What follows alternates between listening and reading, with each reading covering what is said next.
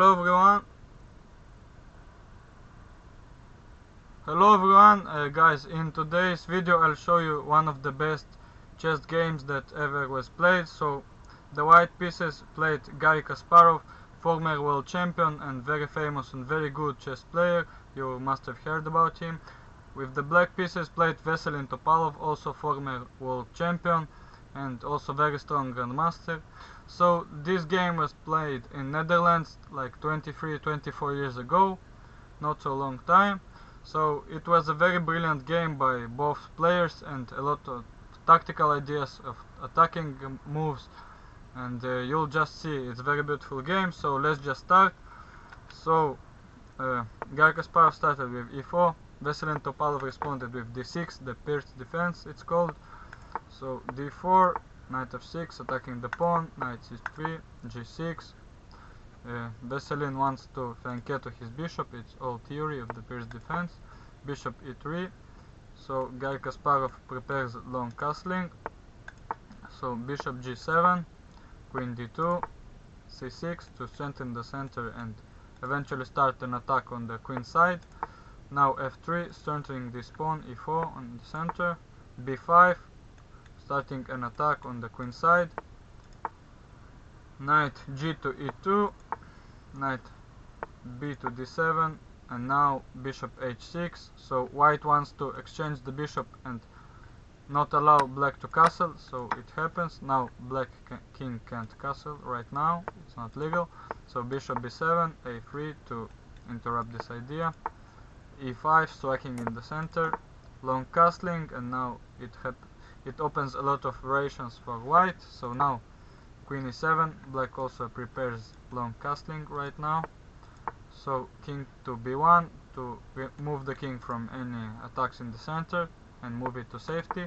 So a6, strengthening this pawn from these positions. And now the knight wants to relocate and to go to these places. So long castling by Veselin Topalov, the knight relocates and now it threatens to go to a5.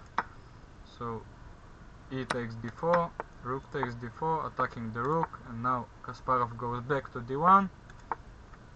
Now knight goes to b6, relocating the knight and preparing d5, a strong break in the center. So g3, opening the bishop. Now king also moves to not get into check. Now knight goes to a5, threatening to take the bishop and maybe fork sometimes. So bishop goes and bishop h3, taking the long diagonal. Now d5, Veselin Topalov is striking in the center. So queen f4 check, king to a7, and the rook, second rook comes into game, threatens to take, to push, and to get the rook in the game. So d4, and knight goes straight into center. It looks like a pawn sacrifice, but let's see what happens. So knight takes, pawn takes, and now threatening the queen. So let's say, for example, in this position, if you just take right now, I take and win your queen because it's check and you can't take right now my queen. So we go back, queen to d6, and now Garry Kasparov makes the first sacrifice of the game. Rook takes d4, and let's say for example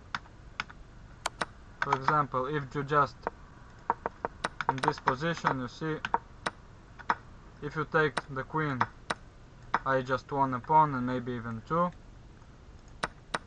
So you must accept the sacrifice. And now comes the killer move, rook to e7. So Garry Kasparov isn't just taking this pawn right away, he's giving another rook. So as you can see, he's giving the rook, and now you can't take this because look, it's checkmate. Queen takes, king goes here, and here it's forced checkmate,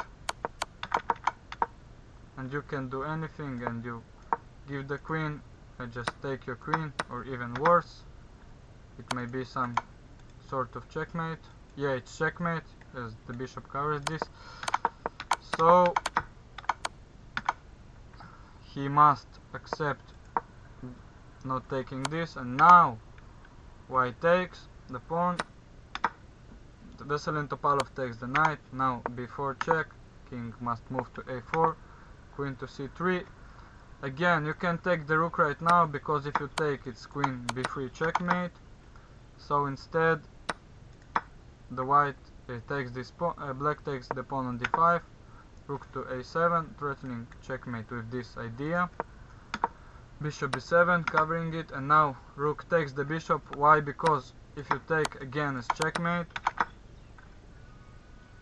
So queen moves to c4, offering an exchange, but Kasparov takes free knight, and now king moves to a3, threatening different checkmate ideas. Rook to d1 checkmate, and maybe queen a2.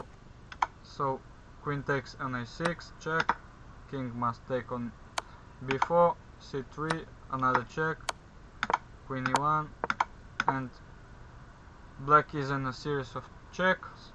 So now bishop f1. The idea of bishop f1 is to take away the queen, and if black takes, it's mate in 3, because look at this beautiful. Now after this it's checkmate. So in this position black also attacks this queen with the idea that if you take right now, then I will take, and this will be somewhat equal position. So instead white plays rook d7. You can take the queen because you can't, and taking the rook isn't an option because I take the queen. So this is what happened, and now bishop c4. So you get basically 2 rooks and some pawns for the queen. Now queen takes the rook, but rook d3, creating a fortress and preparing this pawn to move forward. So queen a8, c3, ready to push. So queen a4, stopping this, king to e1, and now f4. The pawn can still do anything. f5, king moving closer, rook d2, and now queen a7, and black resigned because white is threatening to take the pawn, is threatening queen to e3, is threatening queen to g1, too much threats, and black can deal with all these threats, so he resigns. So that was a brilliant game of Garry Kasparov and Veselin Topalov, and I hope that you enjoyed this game and you learned something from it, and if yes, please like this video and subscribe to my channel. It will help me a lot to improve, and have a good day. Thank you so much.